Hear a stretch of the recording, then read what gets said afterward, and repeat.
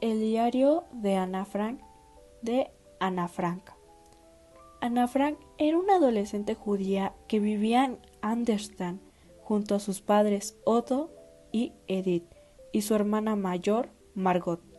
El 12 de junio de 1942, al cumplir 13 años, recibió como regalo un diario, el cual se convirtió en su refugio emocional.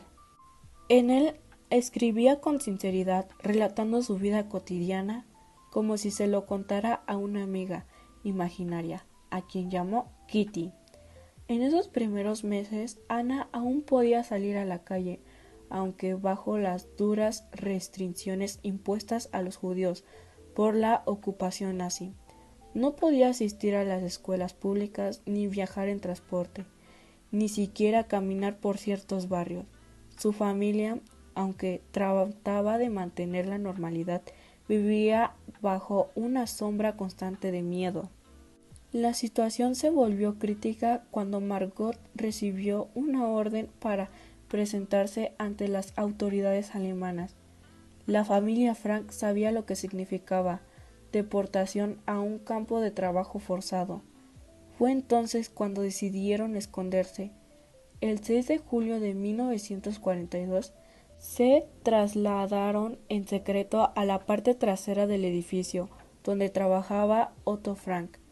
Ese lugar, oculto tras una estantería móvil, sería conocido como la casa de atrás.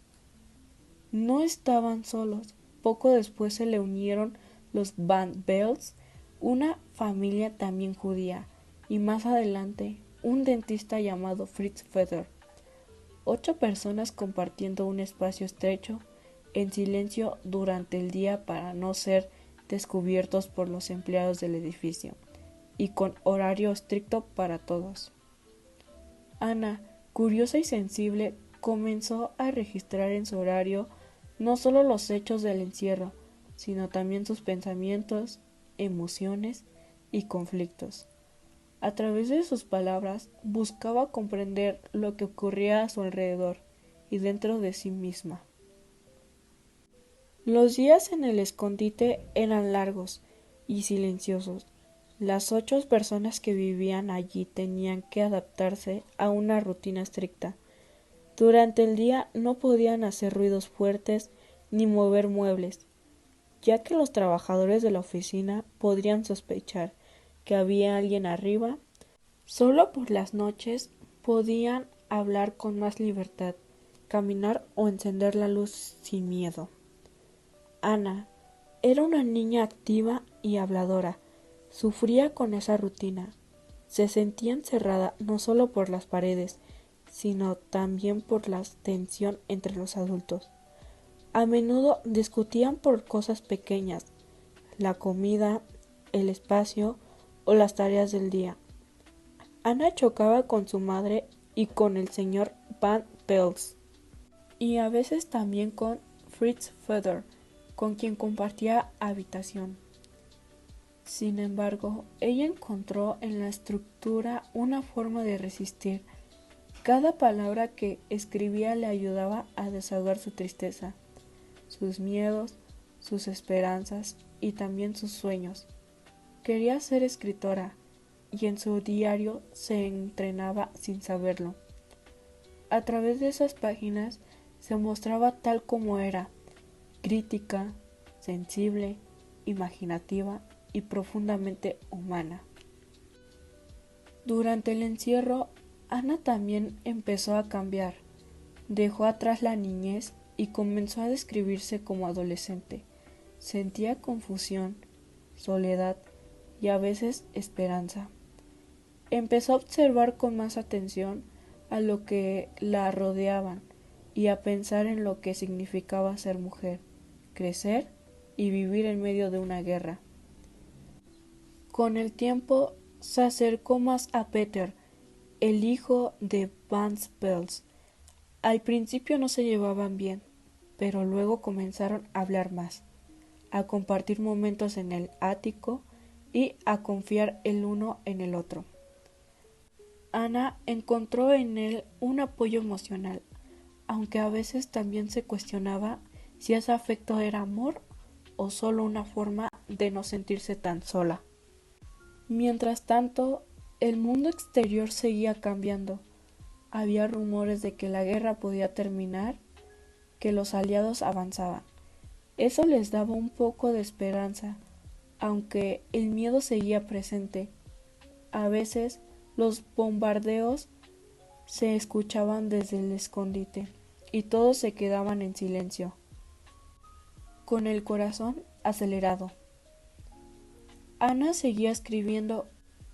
Cada entrada era una mezcla de dolor y fortaleza, aunque todo a su alrededor era oscuro. En sus palabras había una luz interior que no se apagaba. El encierro en la casa de atrás se prolongó mucho más de lo que cualquiera imaginaba. Días tras día, Ana seguía escribiendo.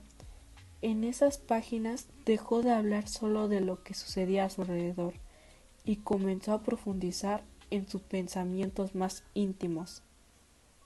Reflexionaba sobre la guerra, sobre la crueldad humana, sobre la injusticia de vivir escondida por el simple hecho de ser judía. A veces se preguntaba por qué los seres humanos eran capaces de tanto odio. En medio de ese sufrimiento también expresaba su deseo de un mundo mejor. Decía que, a pesar de todo, seguía creyendo que las personas eran buenas en el fondo. Ana se había vuelto más madura. Su forma de escribir era más profunda y clara. Observaba el comportamiento de los adultos y analizaba las emociones con una sensibilidad poco común para alguien de esa edad. Había comprendido que el miedo los afectaba a todos de distintas formas y que cada quien tenía una manera diferente de enfrentarlo. También pensaba en su futuro. Soñaba con ser escritora o periodista. Quería que su voz fuera escuchada, que sus palabras sirvieran para dejar testimonio de lo que vivieron ella y millones de personas más. Sentía que tenía algo importante que decir al mundo. Mientras tanto, la escasez de alimentos, el frío y la ansiedad iban desgastando a todos. Había momentos de desesperación, pero también de esperanza. La radio traía noticias de los aliados, y eso les daba fuerza para resistir un día más. Ana nunca dejó de escribir. Su diario se volvió su mayor confidente. En él volcaba no solo lo que veía, sino también lo que sentía. Era su forma de sobrevivir, de mantenerse viva por dentro mientras el mundo parecía derrumbarse afuera. En el verano de 1944, Ana ya llevaba más de 2 años escondida. A pesar del encierro, su mente seguía activa. Cada día era una lucha por mantenerse fuerte, por conservar la fe en un futuro mejor. Aunque a veces la tristeza la invadía, no se rendía.